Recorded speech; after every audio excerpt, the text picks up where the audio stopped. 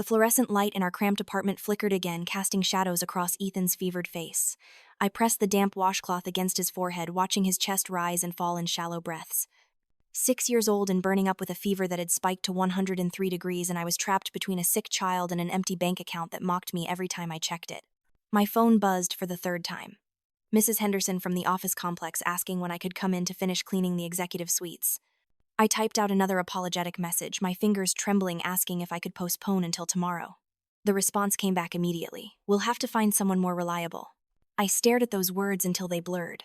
More reliable. As if choosing between my son's health and a paycheck was a choice at all. The apartment walls felt like they were closing in. Through the paper-thin barrier, I could hear our neighbors screaming at each other again, their voices rising and falling in a familiar symphony of dysfunction. This was the life I had built for my son. This was what I had to show for all my efforts to be independent, to prove I could make it on my own. I looked at my phone again at the contact labeled Mother. My thumb hovered over it for a long moment before I finally pressed call. It rang 4 times before she answered. "Chloe."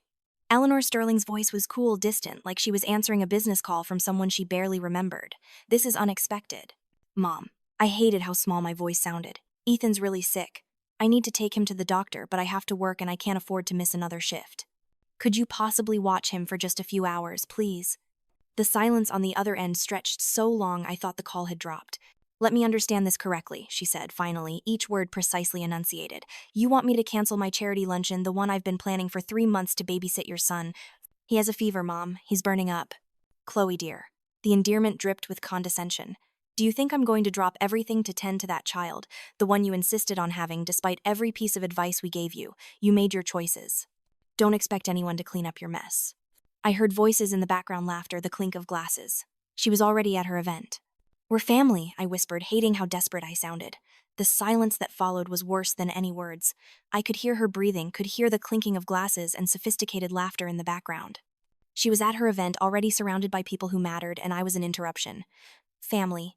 When she finally spoke, her laugh cut through the phone like broken glass. "Oh, Chloe, you forfeited that privilege the moment you spread your legs for some nobody and came crawling back with consequences. You made your bed in the gutter. Now sleep in it. Mom, please. He's your grandson. He's 6 years old and he's burning up and I just need a few hours. Do you know who's standing 10 feet from me right now? The mayor. The governor's chief of staff. People who matter. People who could destroy our reputation with a single word if they knew I was related to someone living in squalor with an illegitimate child." Her voice dropped to a venomous whisper. "You are an embarrassment, a stain, and I will not let you spread your filth to this family any longer. I'm your daughter. You were my daughter. Now you're just a mistake I made 28 years ago that won't stop asking for handouts. Handle your situation yourself, Chloe.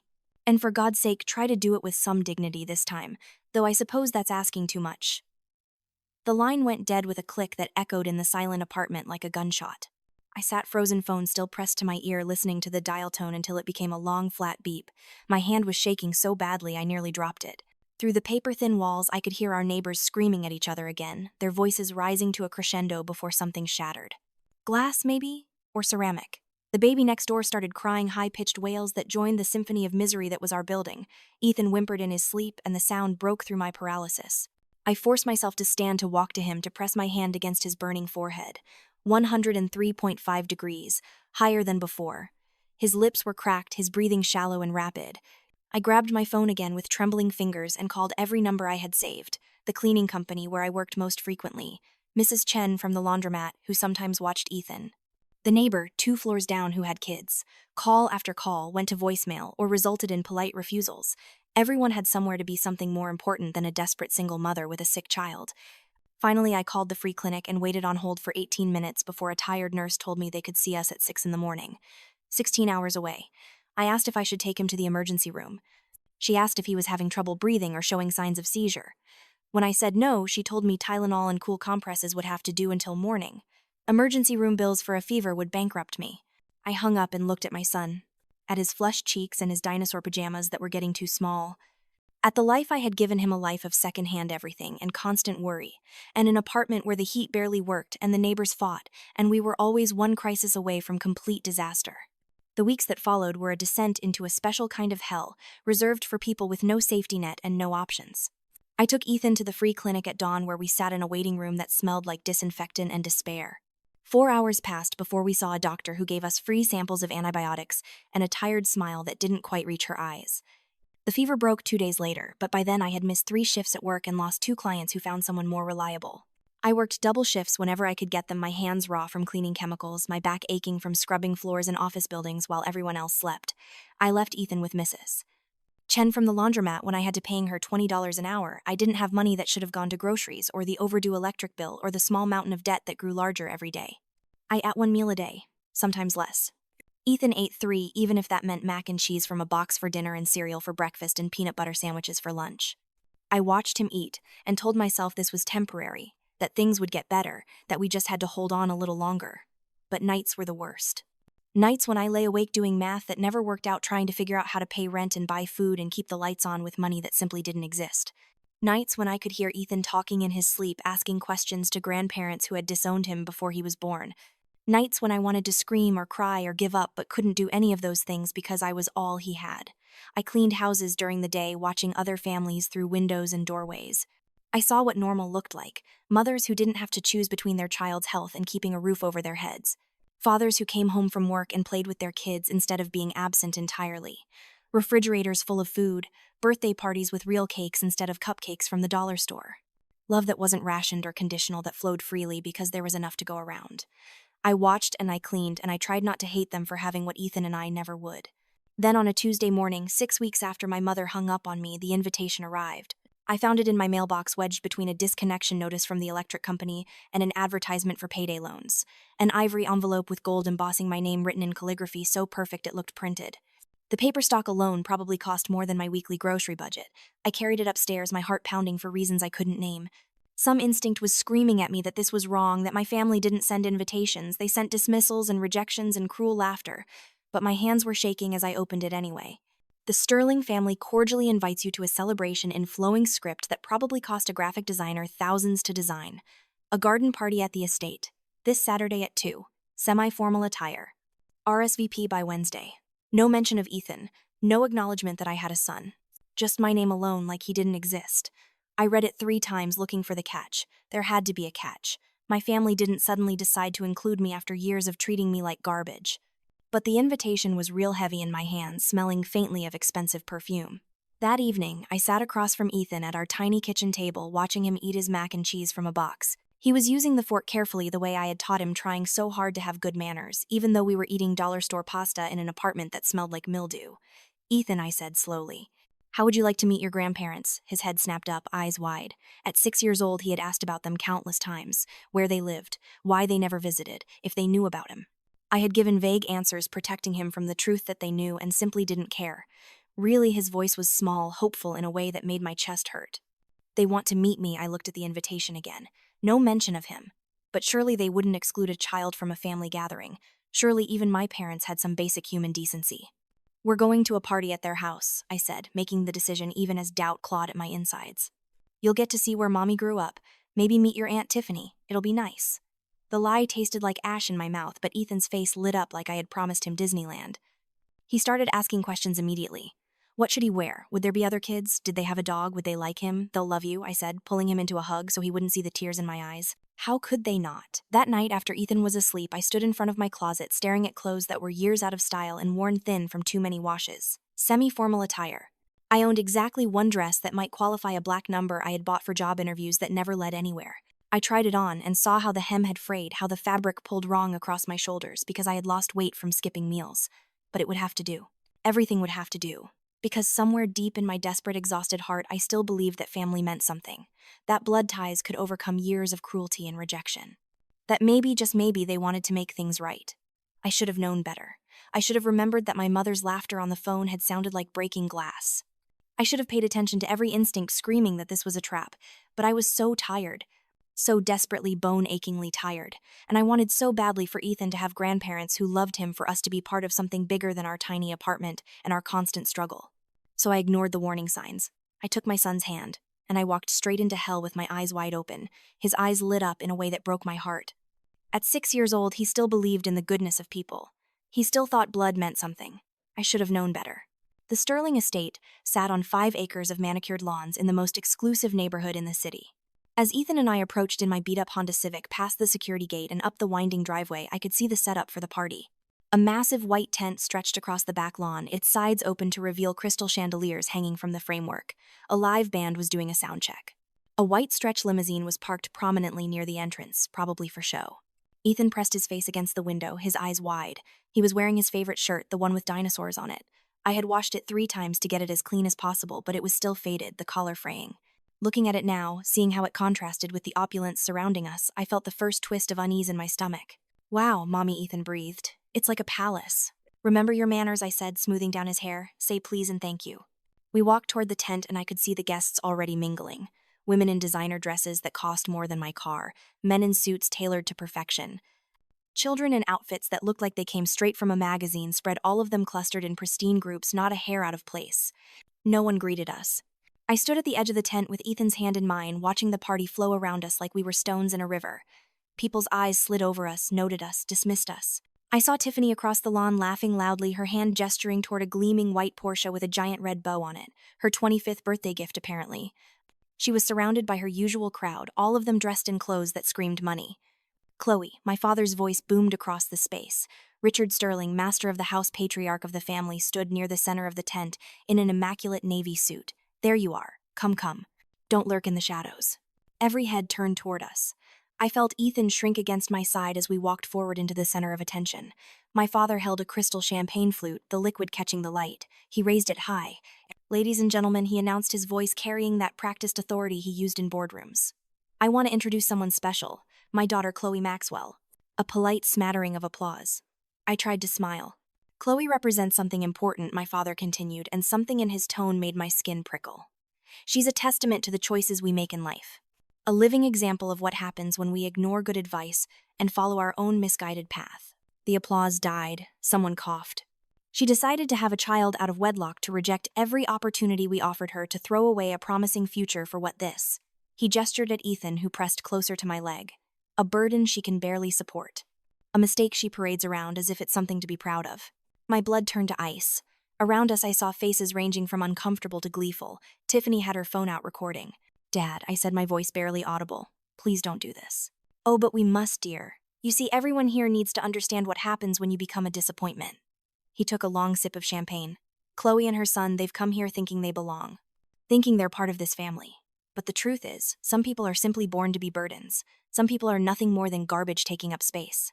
Eleanor appeared beside him, her face perfectly composed. Ethan, darling, she said, her voice saccharine sweet. Why don't you come with grandmother? I need help with something in the back. Before I could react, she had taken Ethan's hand and was leading him away. I moved to follow, but Richard's hand clamped on my shoulder. Not so fast. 2 security guards appeared on either side of me. Large men in black suits who I had never seen before. What are you doing? I demanded, trying to pull away. Taking out the trash, my father said calmly. They dragged me toward the side of the property. I fought, screaming Ethan's name, but no one moved to help. The guests simply watched, some with their phones out recording. The band had stopped playing. This was the entertainment. A large truck was parked behind a service building. Not a regular garbage truck, but one of those massive industrial waste haulers, dark green with a rear compactor. The back door was open, showing the interior filled with actual trash bags. No, I gasped, understanding flooding through me with horrible clarity. Please no. They threw me inside. I landed hard on bags of garbage, the smell overwhelming. Before I could scramble to my feet, they brought Ethan. My baby, sobbing and terrified, was thrown in after me.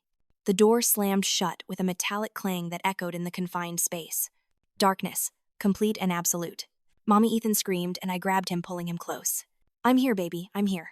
Through the metal walls I could hear laughter, applause, my father's voice muffled but still audible, and that, ladies and gentlemen, is how you handle family problems. Chloe has finally found where she belongs, along with her son. A perfect little family in their natural habitat. More laughter. The sound of clinking glasses. A toast. The truck's engine rumbled to life. Ethan screamed harder. I held him, feeling the vehicle start to move, hearing the mechanical whir of the compactor preparing to activate. We're going to die, Ethan sobbed into my shirt. Mommy, we're going to die. No, we're not, I said, though I wasn't sure I believed it. We're not. The truck moved for what felt like hours, but was probably less than one. Every bump, every turn threw us against the bags of garbage. The smell was suffocating. Ethan eventually stopped crying, simply clinging to me in the darkness, whimpering. When the truck finally stopped and the engine cut off, I braced myself for the compactor to activate. Instead, I heard voices. The door opened, and brilliant afternoon sunlight flooded in, blinding after the darkness. A man stood silhouetted against the light, older with iron gray hair and a weathered face. He stared at us for a long moment, then reached in with steady hands. "Come on out," he said quietly. "You're safe now." His name was Ron, I learned later. A maintenance worker for the waste management company, a former Marine who had seen enough in his life to recognize cruelty when he saw it. He helped us out of the truck, gave us water and towels from his own supplies, and draped his jacket over Ethan's shaking shoulders. "Who did this to you?" he asked, his voice gentle, despite the anger I could see in his eyes. "My family," I said, and the words tasted like ash. Ron drove us home in his personal truck, a beat-up Ford that smelled like coffee and motor oil. He didn't ask questions. At my apartment building, he handed me a business card. "Mrs. Maxwell," he said, meeting my eyes directly. "There's garbage that belongs in trucks, and then there's the kind of garbage that walks around in expensive suits. If you need help dealing with the second kind, you call me." I looked at the card, Ron Martinez, building maintenance. A phone number scrawled beneath. That night, after I had bathed Ethan 3 times and put him to bed, after I had sat beside him, listening to him whimper in his sleep, I sat at our tiny kitchen table and opened my old notebook.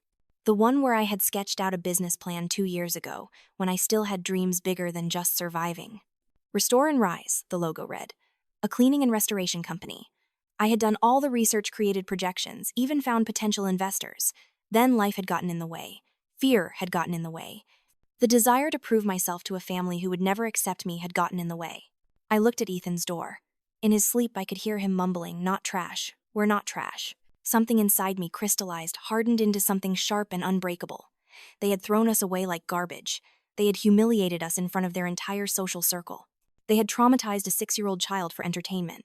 And Tiffany had recorded it all. I pulled out my phone and found her Instagram account. Sure enough, there it was.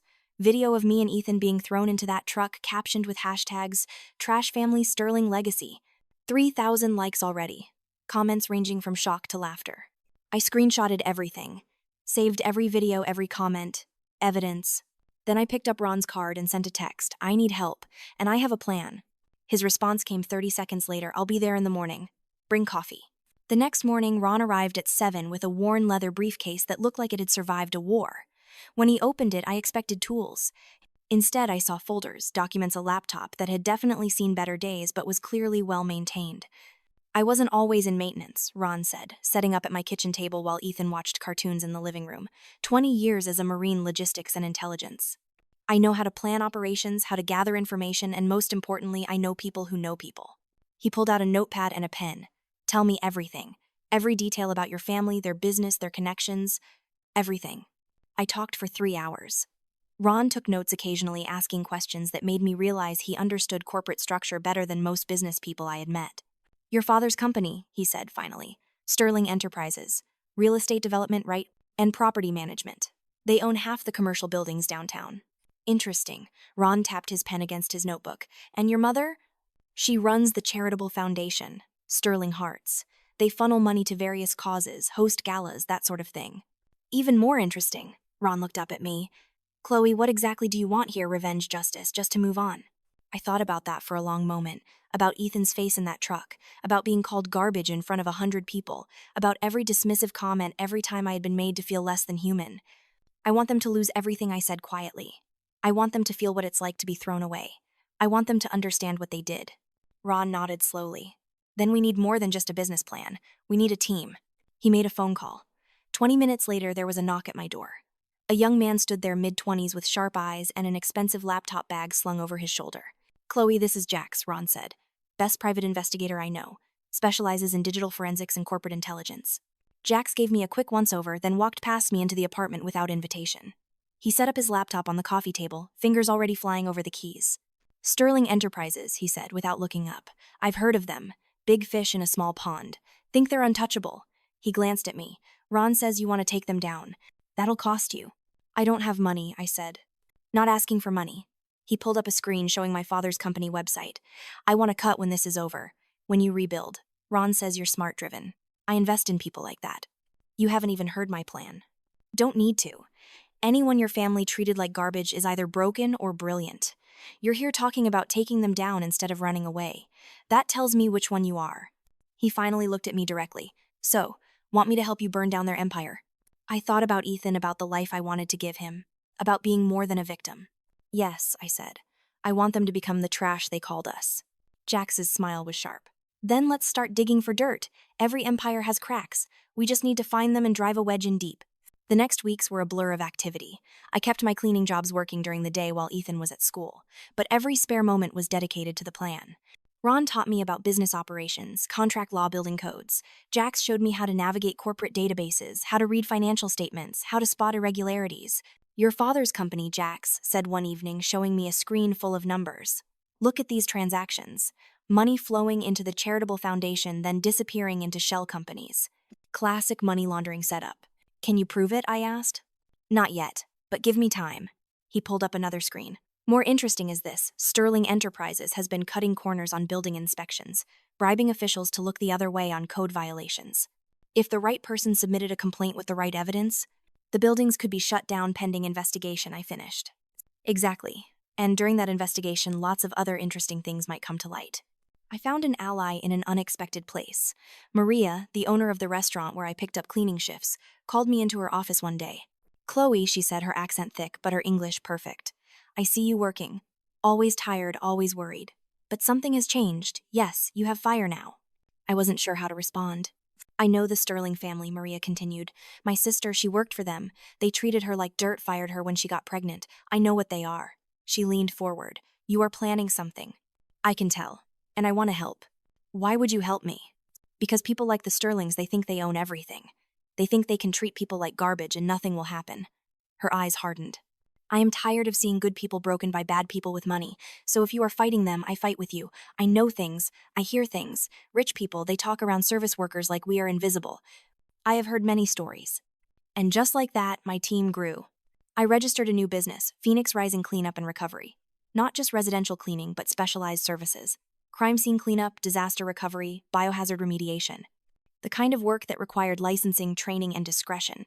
The kind of work that could get you into places where secrets lived. Ron helped me get the necessary certifications. Jax handled the digital infrastructure, building a website that looked more professional than most Fortune 500 companies. Maria provided character references that opened doors in the hospitality industry. Within 3 months, Phoenix Rising had its first major contract cleaning and restoration services for a hotel chain that was renovating 5 properties. Within 6 months, we had expanded to corporate office cleaning, including several buildings in the downtown financial district.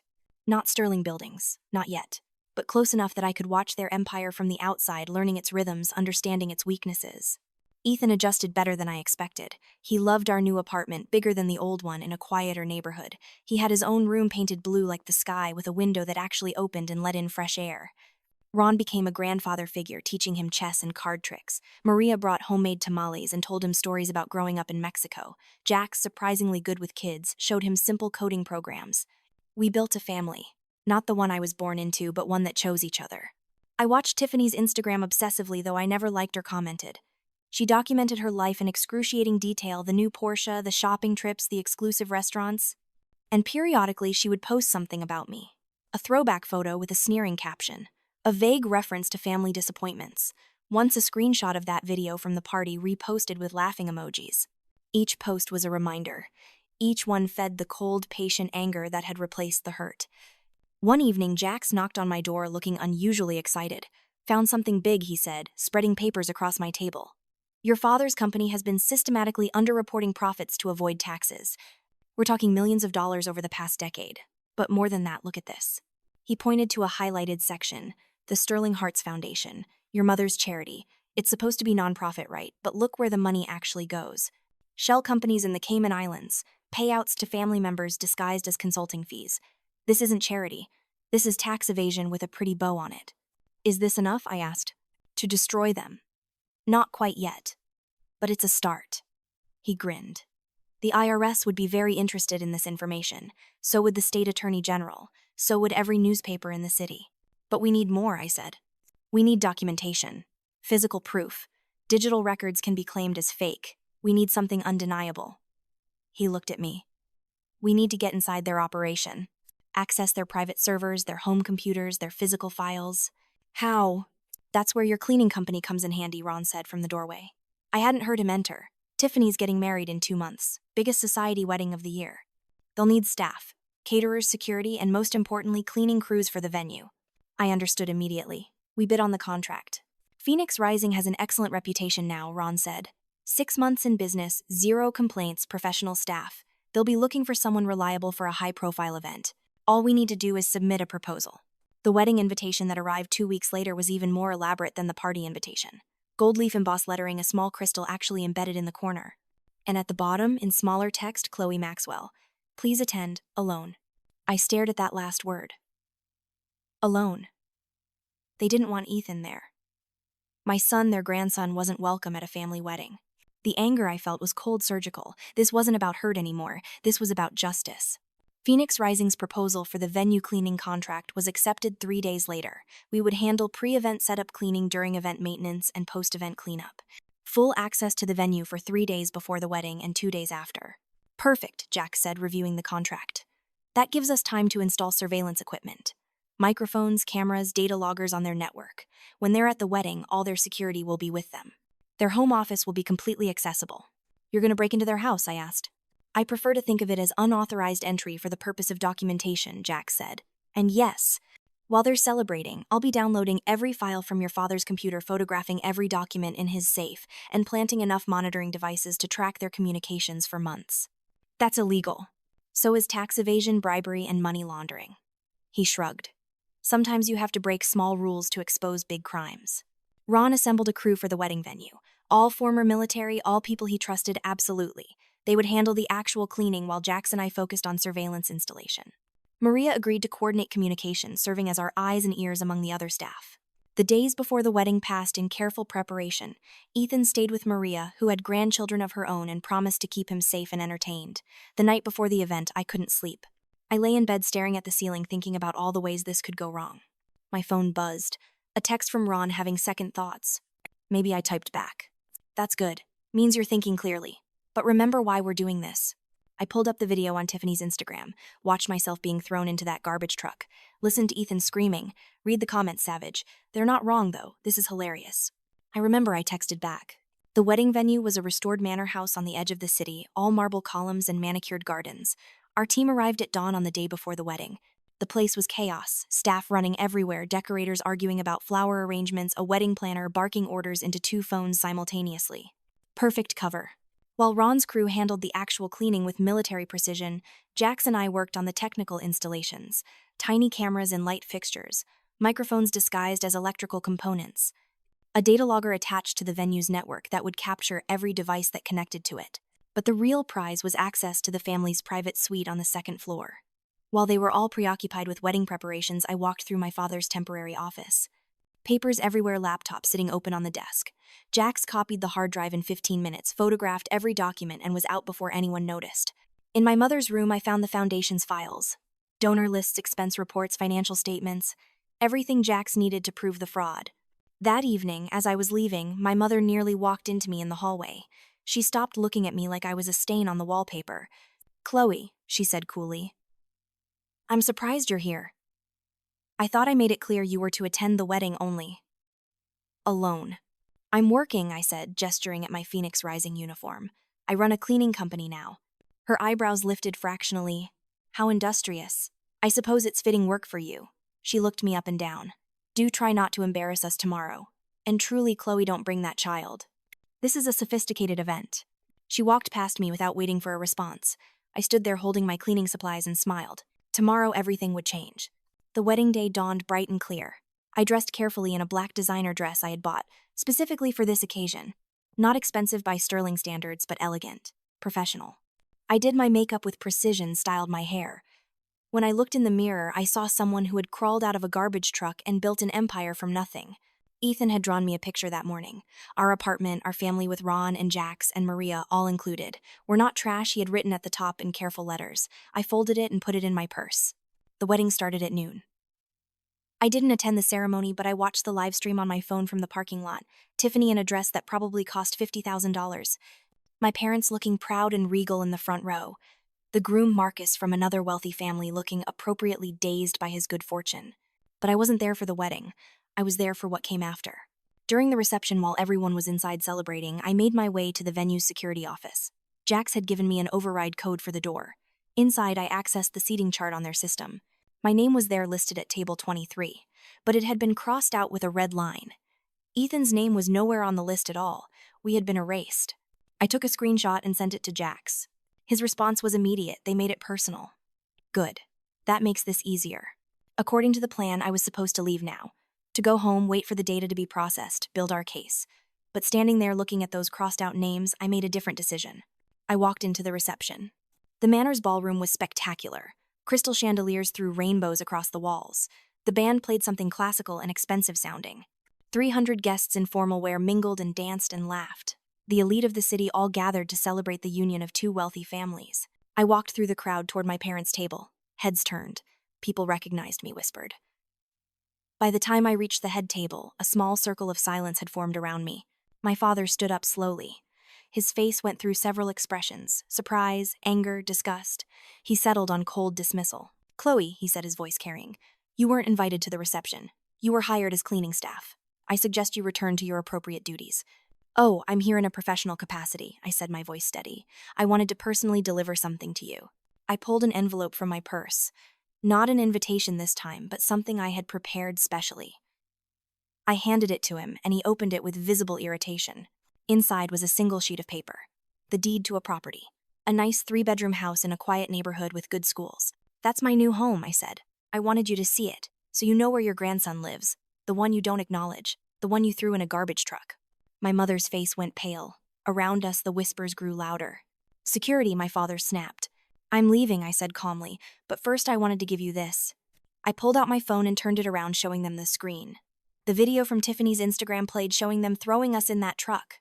Ethan's screaming, clearly audible even on the phone's small speaker. "This has 3,000 likes," I said. 3,000 people have seen you traumatize a 6-year-old, but don't worry. After tomorrow, millions more will see it. Every news outlet in the state. Every social media platform. Everyone will know exactly what kind of people the Sterlings really are. I saw Tiffany across the room, phone in hand, recording this too. Good. Letter. But that's just the appetizer, I continued. The main course is going to be much more substantial. Tax evasion, money laundering, bribery code violations. I have evidence of all of it. Documentation, proof. By this time next week, Sterling Enterprises will be under federal investigation. My father's face had gone from pale to purple. "You're lying." "Am I?" "We'll find out soon enough." I smiled at him, and I made sure it didn't reach my eyes. "You threw me away like garbage." "But here's the thing about garbage, Father. Sometimes it contains valuable things people didn't realize they were throwing away. Sometimes it grows, sometimes it comes back." I turned to leave, then paused and looked back at my mother. "Oh, and Mom, that charity of yours, the IRS, is going to have some questions about where exactly all that donated money has been going.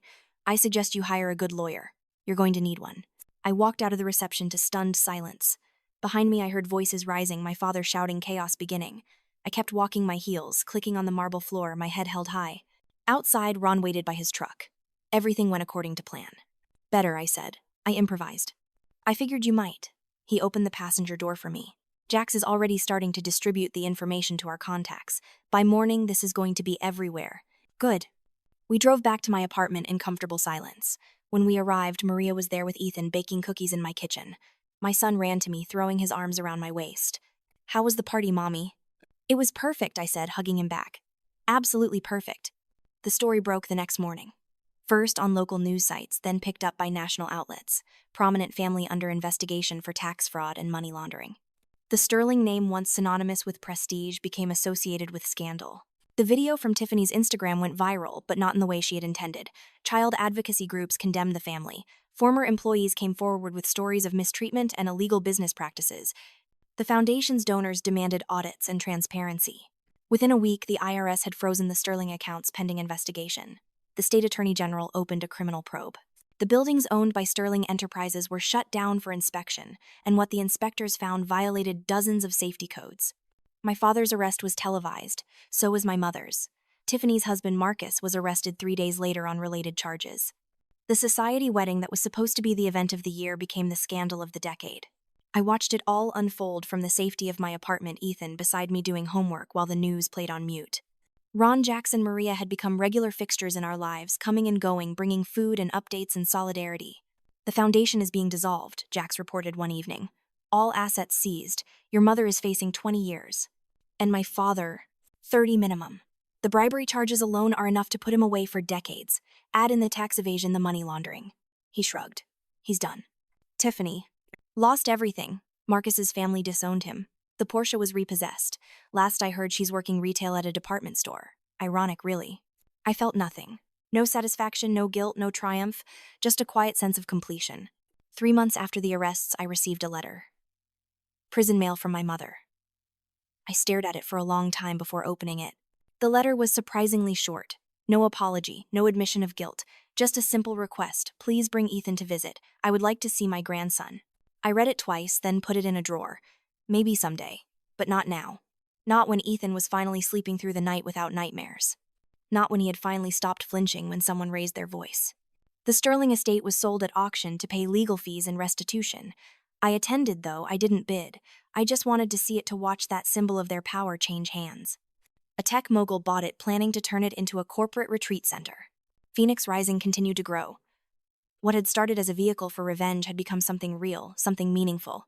We hired people who needed second chances, who knew what it was like to be discarded and dismissed.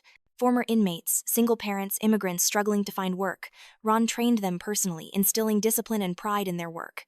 Within a year, we had contracts in 6 states. Within 2 years, we were one of the top restoration companies in the region. I appeared on local business shows, was featured in magazines about female entrepreneurs. Each interview, each article mentioned my background. The woman who had been thrown in a garbage truck and built an empire from nothing. I never hid from it. It was part of my story now.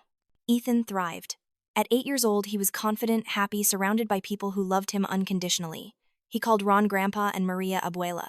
Jax taught him to code and helped him build a robot for the school science fair. He had friends, played soccer, got good grades. He was everything I had hoped he could be. Sometimes late at night after Ethan was asleep, I would think about my family. Not with anger anymore, but with a kind of distant sadness. They had thrown me away believing I was worthless. In doing so, they had freed me to discover my actual worth. 4 years after the wedding, I was at a business conference when I saw Tiffany. She was working at the registration desk, checking people and handing out name badges. She had aged badly, stress and bitterness, etching lines around her mouth and eyes. When she saw me approaching, she froze. "Chloe," she said, her voice barely above a whisper. "Tiffany." I smiled politely, professionally. "I need to check in." Her hands trembled as she found my registration packet. "You're the keynote speaker." "Yes, I'm talking about building businesses from nothing, about turning adversity into opportunity." I took the badge from her, about resilience. She looked up at me then, and I saw something in her eyes. Not hatred, not even anger, just defeat. Complete, total defeat. "I'm sorry," she whispered. "For what we did. At the party. In the truck. All of it." I studied her for a long moment. Part of me wanted to say something, cutting something that would hurt her the way she had hurt me. But looking at her now, at this broken version of the woman who had once recorded my humiliation for laughs, I realized she was already suffering more than anything I could say would make her suffer. "I know," I said finally, "but that apology isn't for me. It's for Ethan. And you're about 10 years too late." I walked away toward the ballroom where I would speak to hundreds of successful business owners about my journey. Behind me, I heard her start to cry, quiet sobs she tried to muffle. I didn't look back. My keynote went well. I told the truth, all of it. The poverty, the humiliation, the garbage truck, the decision to fight back. The careful planning, the building of alliances, the systematic dismantling of everything my family had built on corruption and cruelty. The transformation of Phoenix Rising from a revenge plot to a legitimate empire. People stood and applauded when I finished. Afterward, dozens of people approached me with their own stories of adversity, of being underestimated, of fighting their way up from nothing. I exchanged cards, made connections, listened to their struggles and triumphs. This, I realized, was what my family had never understood. Power built on contempt and cruelty was fragile. Power built on respect and genuine connection was unshakable. That evening, I called Ethan from my hotel room. He was at home with Ron, who had moved into our guest room and become a permanent part of our family. They were making pasta and watching a movie, he told me excitedly. Everything was fine. "Mom," he said before hanging up, "are you happy?" The question surprised me. "Yes, baby. I am. Are you?" "Yeah, I just wanted to make sure you were too, 'cause you don't have to keep fighting anymore, you know? You already won." I felt tears prick my eyes. When had my son become so wise? "You're right," I said. "I did win. We won." 6 years after that terrible party, I bought a building. Not just any building, but one in the heart of downtown that had once been owned by Sterling Enterprises. It had been seized during the investigation, sold at auction, and changed hands twice before I purchased it. I gutted the interior and renovated it, completely turning it into the new headquarters for Phoenix Rising. On the top floor, I created a scholarship program. Free training for people wanting to enter the restoration and cleaning industry, job placement assistance, business mentorship. Everything I wished I had when I was starting out. We called it the Second Chances Initiative. The grand opening was a major event. The mayor attended along with business leaders, community organizers, and news crews. Ron stood beside me as I cut the ribbon, Jax and Maria just behind us. Ethan, now 12 years old, held one end of the ribbon, grinning at the cameras. During my speech, I talked about what it meant to be thrown away, about how our society often discarded people based on circumstances, mistakes, or simple prejudice, about how everyone deserved a second chance to prove their worth. This building once represented everything I despised, I said, gesturing at the gleaming structure behind me. It was a symbol of corruption of people who believed their wealth made them better than everyone else. But buildings are just buildings, they're neutral. It's what we do with them that matters. Today, this building represents hope, opportunity.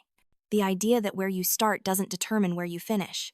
That night, after all the festivities, our little chosen family gathered in my office on the top floor. We ordered pizza and sat around the conference table like it was just another evening at home. Ron told stories about his Marine days. Jax showed Ethan how to hack the building's climate control system as a teaching exercise. Maria brought flan she had made specially for the occasion. You know what I realized today, Ron said, looking around the table. We're all people nobody wanted. Ex-military maintenance guy, hacker with a record, immigrant restaurant owner, disowned daughter.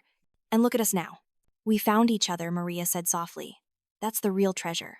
Sappy Jax said, but he was smiling. But accurate. Ethan looked at me from across the table. Mom, did you ever think it would turn out like this? I thought about that question, about the woman I had been desperate and broken in that garbage truck, about the rage that had sustained me through the darkest times, about the moment I had decided to stop being a victim and become something else entirely. No, I admitted. I thought I just wanted revenge. I wanted them to hurt like they hurt us. But somewhere along the way, it stopped being about them and started being about us. About building something real, something good, about proving that being thrown away doesn't mean you're worthless. It just means the people who threw you away were too blind to see your value. Deep, Mom. I have my moments. We sat there together, this family we had chosen in a building we had claimed in a life we had built from nothing. Outside the windows, the city lights sparkled. Phoenix Rising signs glowed on buildings across 3 states. Somewhere in different prisons, my biological family served their sentences.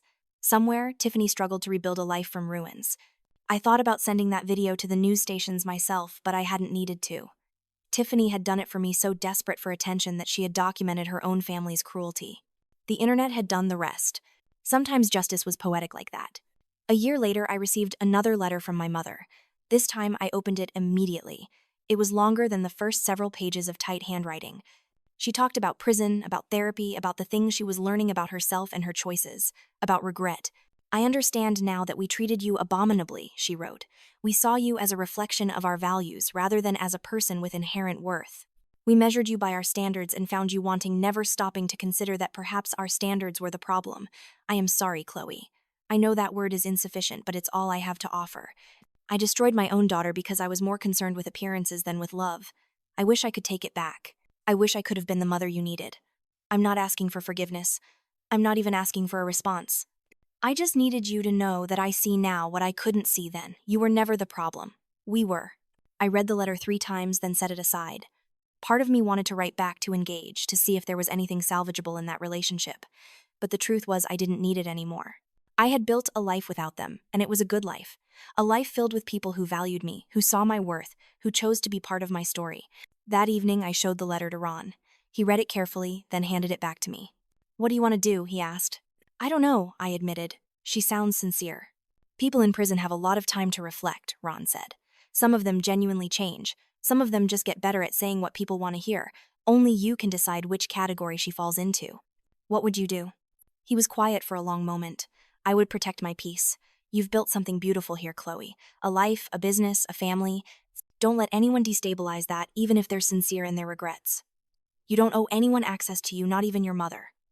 Especially not your mother, given what she did. I thought about Ethan, about the nightmares he used to have, about how long it had taken him to feel safe again, about the question he had asked me at the party, are we going to die? You're right, I said. I need to protect my peace, and my son's. I wrote a short response. I appreciate your apology and hope you find peace in your journey. However, I need to focus on my family and my future. I wish you well, but I cannot have you in my life. Please don't write again. I mailed it the next day and felt a sense of closure I hadn't expected. This chapter was done. Finished. I could move forward without looking back. Phoenix Rising continued to expand. We diversified into property management, renovation services, even real estate acquisition. The company that had started as a revenge plot became a legitimate empire, employing hundreds of people across multiple states. I hired a management team to handle day-to-day operations, freeing me to focus on strategy and expansion. Ethan grew into a thoughtful, compassionate teenager.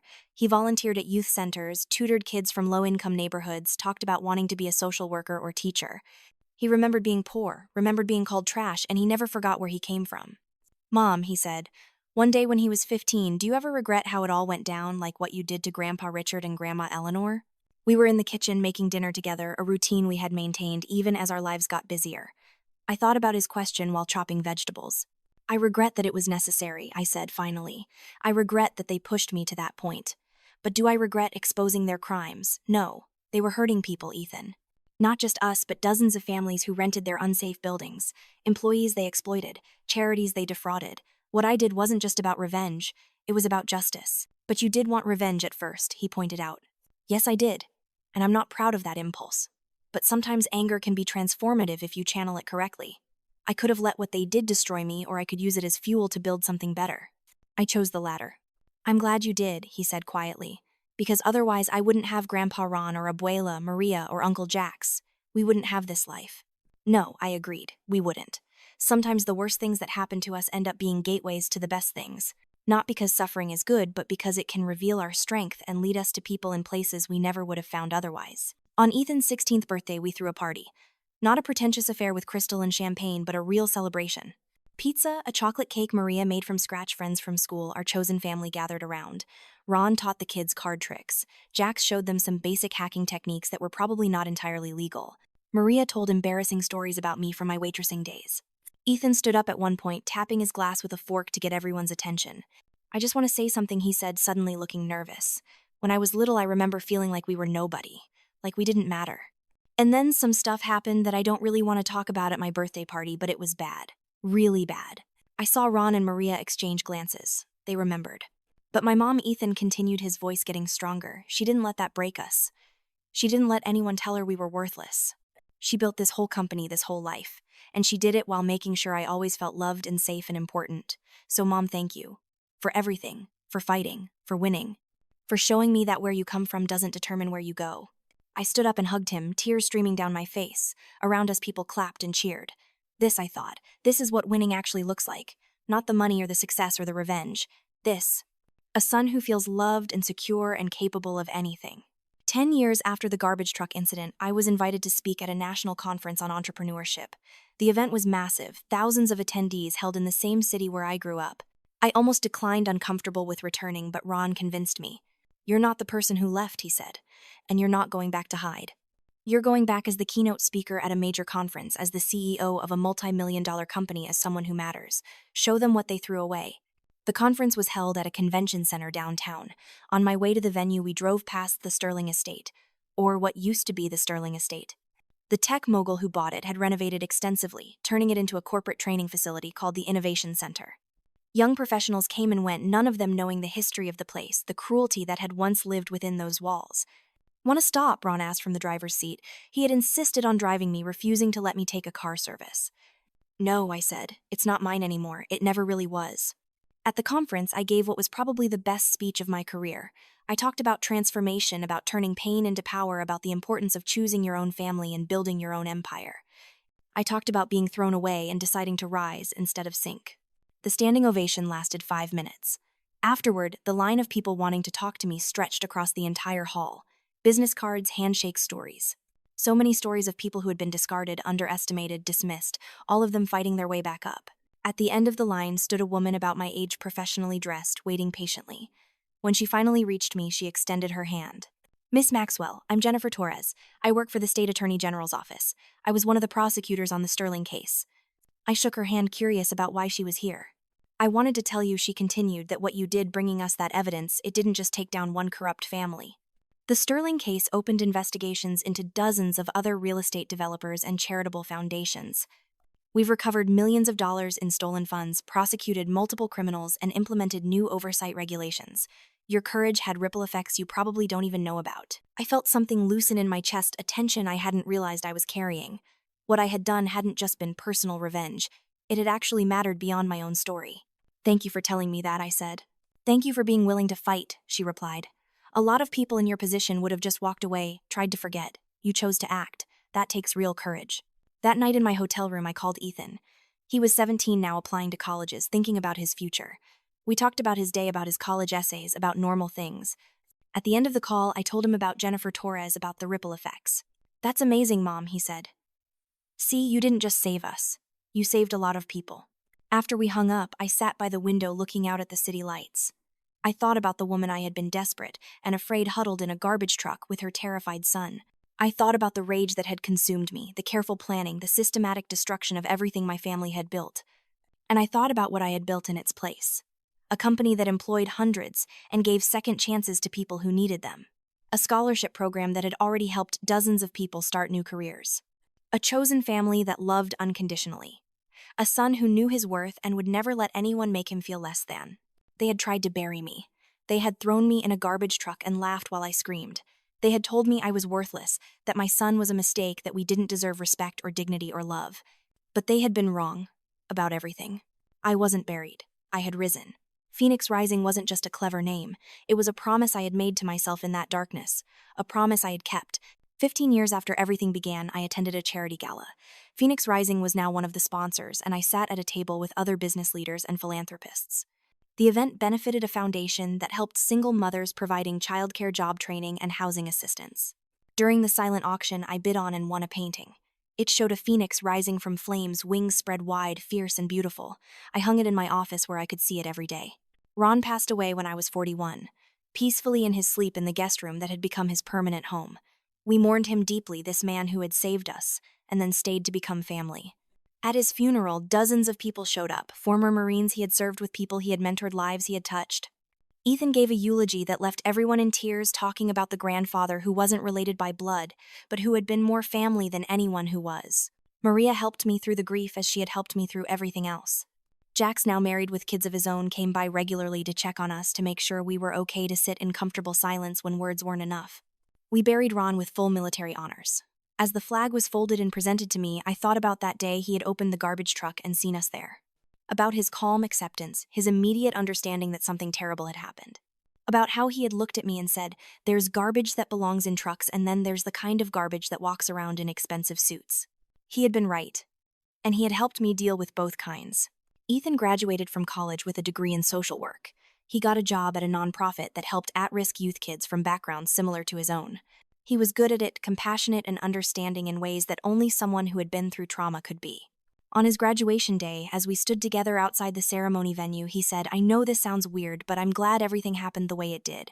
Not the garbage truck part that was traumatic as hell, but everything after. The fighting back, the building, the people we found. If none of that had happened, I'd probably be a different person. Maybe not a better one. You would have been wonderful no matter what," I said. "But I understand what you mean. Sometimes the worst experiences shape us in unexpected ways." "Do you ever hear from them?" he asked. "Grandma Eleanor or Grandpa Richard?"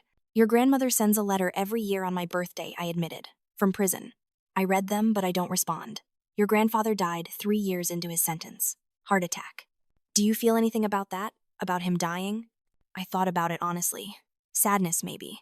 Not for him specifically, but for what could have been if he had been a different person. For the grandfather you never got to have a real relationship with. But mostly I just feel distant from it all. Like it happened to someone else. "That's healthy," I think Ethan said. "Not holding on to anger, but also not pretending everything's okay." "When did you get so wise?" I asked. "I had a good teacher. 20 years after the garbage truck incident, I sold Phoenix Rising. Not because I had to, but because I was ready for something new. The company went to a consortium of former employees, people I had trained and mentored, people who understood the mission and would maintain it. I stayed on as a consultant and board member, but the day-to-day operations were no longer my responsibility. With the proceeds from the sale, I established a foundation. The Maxwell Foundation, dedicated to helping people who had been discarded by society. Former inmates, homeless individuals, people escaping abuse, anyone who needed a second chance. We provided housing assistance, job training, mental health services, legal aid, everything I wished had existed when I needed it. Maria, now in her 70s, joined me as a co-director. Jax handled the technology infrastructure.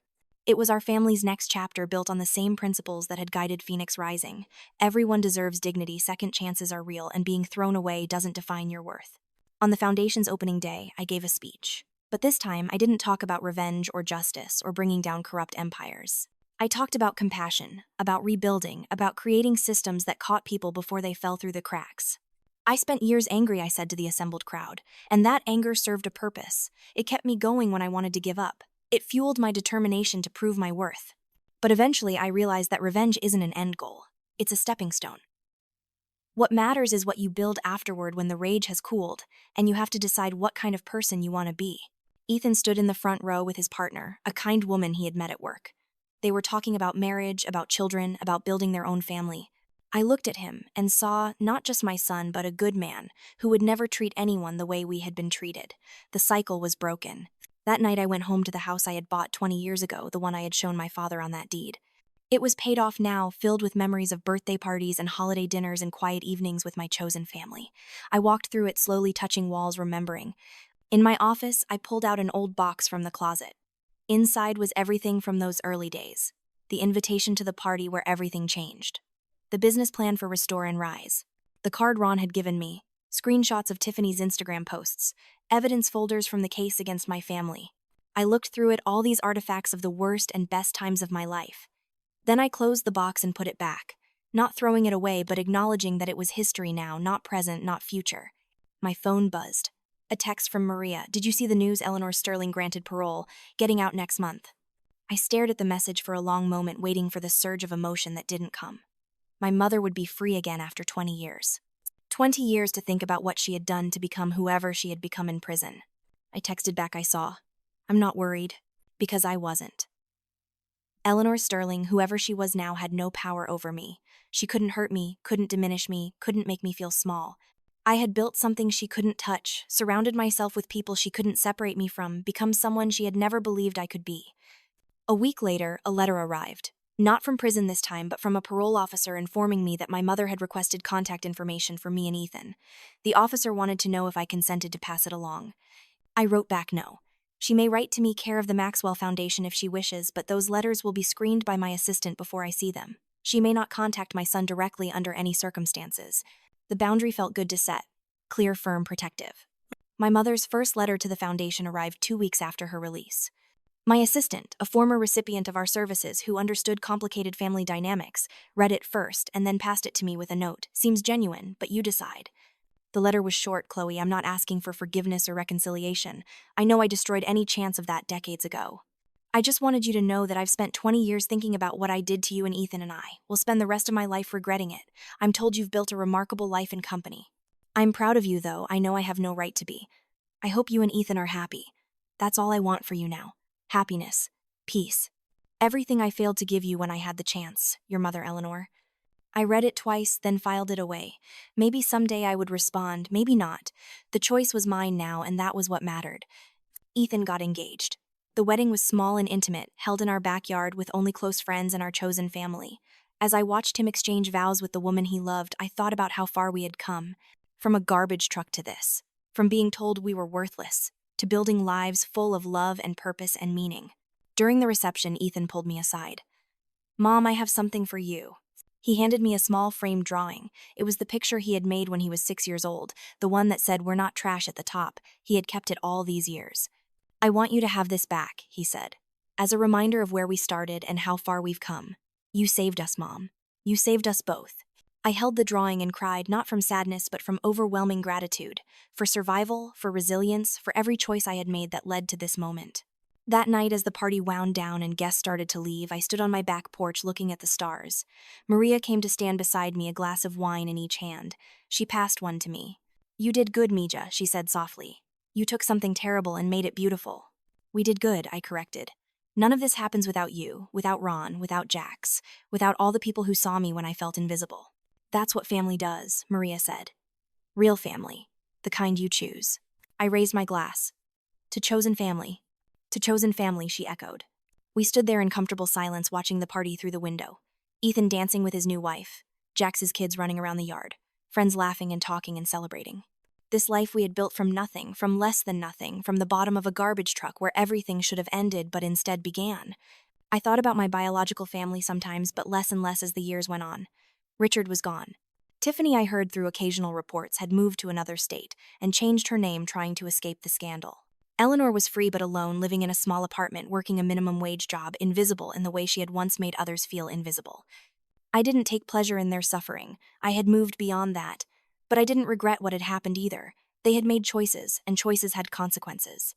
My only regret was that it had taken so long for those consequences to arrive, that so many people had been hurt before justice was served.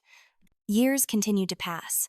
The Maxwell Foundation expanded, helping thousands of people rebuild their lives. Ethan had children, 2 daughters who called me grandma and knew nothing of garbage trucks or family betrayals. They just knew love, security, and the certainty that they were valued. I watched my granddaughters grow, fiercely protective of their innocence, grateful every day that they would never know what their father had experienced. The cycle was truly broken now.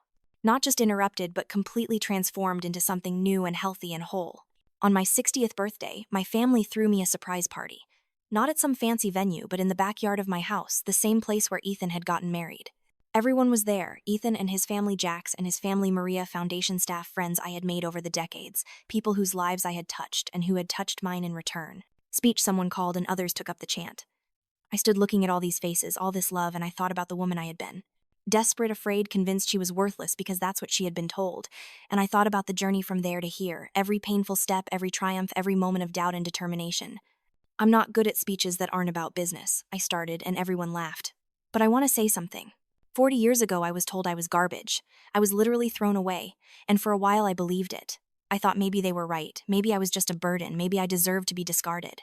The yard had gone quiet, but then I looked at my son and I realized something.